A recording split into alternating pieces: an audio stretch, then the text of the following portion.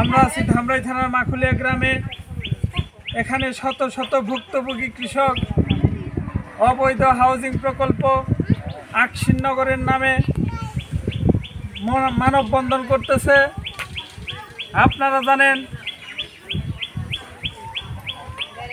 এই অঞ্চলে কুখ্যাত এক ভূমিদস্যু তৌহিদ একটি অবৈধ আবাসন প্রকল্প করে শত শত কৃষকের জমি জোরপূর্বক দখল করেছে।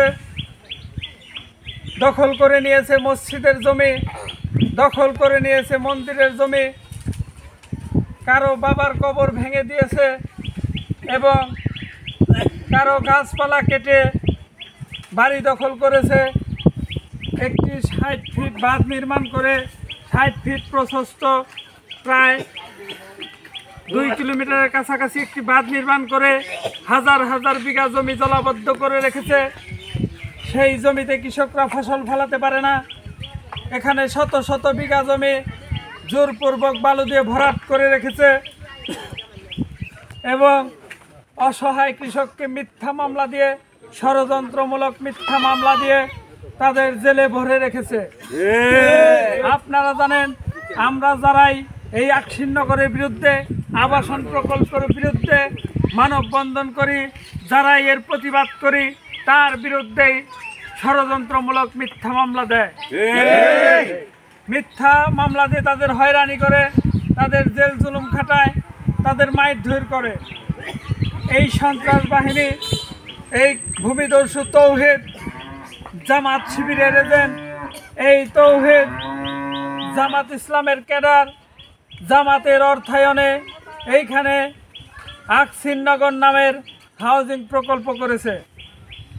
তার সহযোগী ঘনিষ্ঠ সহচর বিএনপির ক্যাডার শীর্ষ সন্ত্রাসী বদরুল সর্দার ওরফে খাসবধূ, এই খাসবধূ এই সব কৃষকের জমি তৌহিদকে দখল করে দিয়েছে।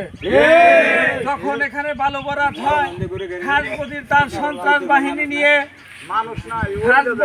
সন্ত্রাস বাহিনী নিয়ে এইখানে বালু দিয়ে ভরাট করেছে। আপনারা জানেন, এই খাসবধূর অসংখ্য মিথ্যা মামলা কৃষকদের নামে পরিকল্পিতভাবে তৌহিদের যুগ সদস্যে পরিকল্পিতভাবে কৃষকদের নামে মামলা দিয়েছে।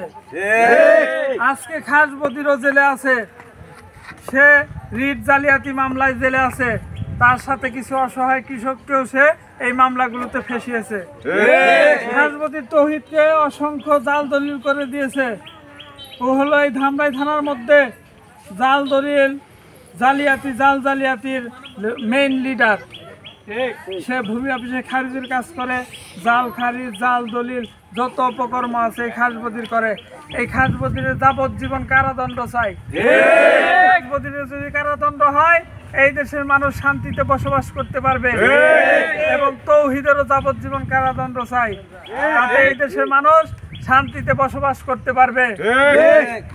আমরা মাননীয় প্রধানমন্ত্রী শেখ হাসিনার কাছে একটি আবেদন করতে চাই, আপনি এই কৃষকদের জমি পুনরায় বালি উচ্ছেদ করে কৃষি উপযোগী করে ফেরত দেন এবং এই নিরীহ কৃষকের বিরুদ্ধে যে সকল মিথ্যা মামলা আছে এই মামলাগুলো প্রত্যাহার করে কৃষকদের সুন্দরভাবে এই অঞ্চলে বসবাস করার সুযোগ করে দিবেন। এই বলেই শেষ করছি। জয় বাংলা, জয় বঙ্গবন্ধু।